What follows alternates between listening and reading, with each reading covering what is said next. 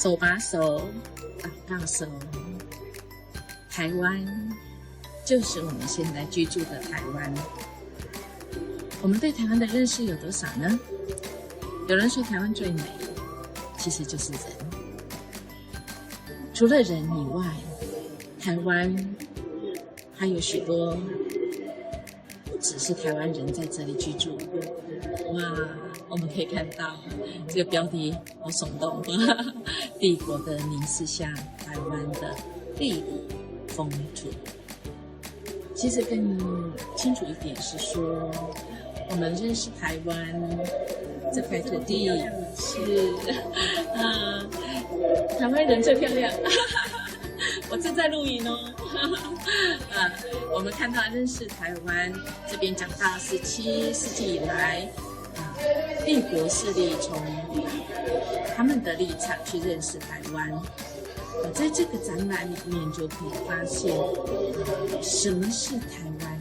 如果让你来说什么是台湾呢？哇，亲爱的大家，什么是台湾呢？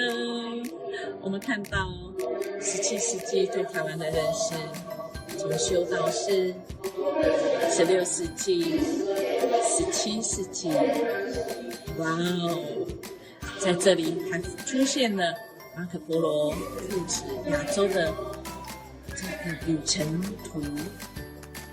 我们看到台湾其实可以想到，在台湾这么多年的历史当中，其实很重要的是回应了一直都在的这位上帝。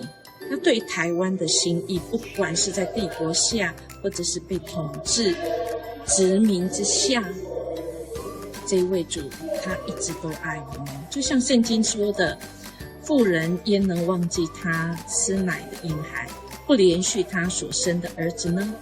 即或有忘记的，我们的主却不忘记我们。看哪，我将你铭刻在我掌上，你的强援常在我眼前。我们来感谢好吗？在我们看到台湾的这些历史，我们有没有想过我们自己生命故事中的历史呢？我们来感谢在我们生命中的一位让我们感受到爱的，他没有忘记我们，就像这位上帝没有忘记我们的。拜祷，在我们生命的故事、家庭的故事里面，有一位让我们现在还耿耿于怀过不去的，我们也来为他祷告，为我们自己的心来祷告哦。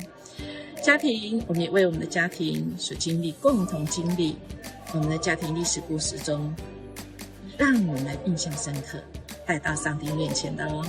一起来分享数算神的恩典。手牵手，祈祷的手。